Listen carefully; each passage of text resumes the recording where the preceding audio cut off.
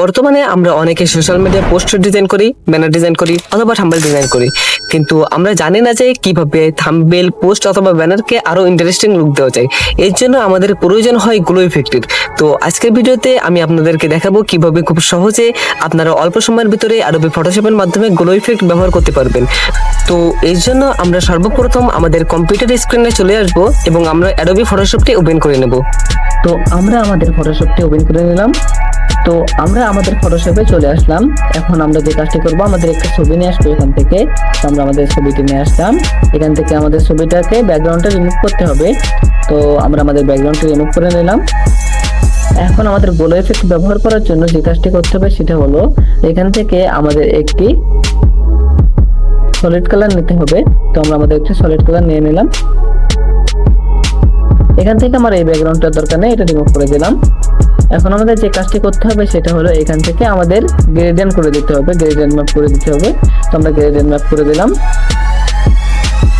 এখান থেকে আমাদের ব্ল্যাক রাখাটা উচিত ছিল এই সময়। ওকে, এখান থেকে আমাদের যে কোনো একটি গ্রেডিয়েন্ট নিয়ে আসতে হবে।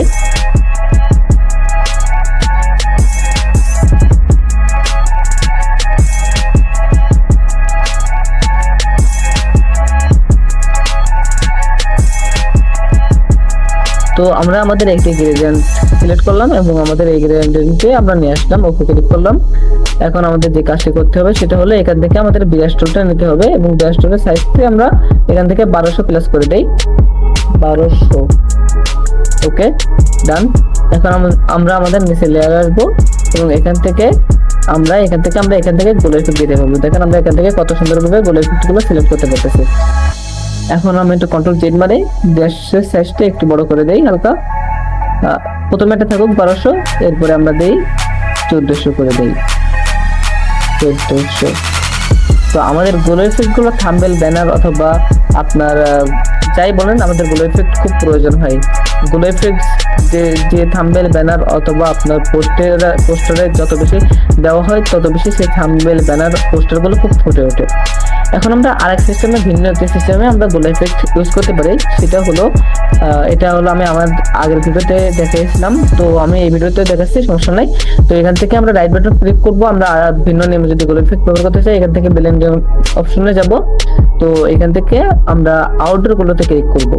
এখান থেকে আমরা একটা কালার সিলেক্ট করে দিলাম। ওকে, এখান থেকে আমরা একটা সাইজ বাড়িয়ে দিলাম। দেখেন আমাদের গ্লো ইফেক্ট, দেখেন কত সুন্দরভাবে, দেখেন আমাদের গ্লো ইফেক্ট কত সুন্দরভাবে চলে আসছে। তো এইভাবে আমরা গ্লো ইফেক্ট গুলো ব্যবহার করতে পারি। এখান থেকে যদি চান আপনি লাল কালার সিলেক্ট করতে পারেন। এখান থেকে যদি চান আপনি এখান থেকে সাইজটা ফুল করে দিতে পারেন, তাহলে দেখেন এরকম দেখা যাবে, এটা করতে পারেন। এখন আমরা আরেকটা নেমে গ্লো ইফেক্ট ব্যবহার করতে পারি। এটা খুব সিম্পল।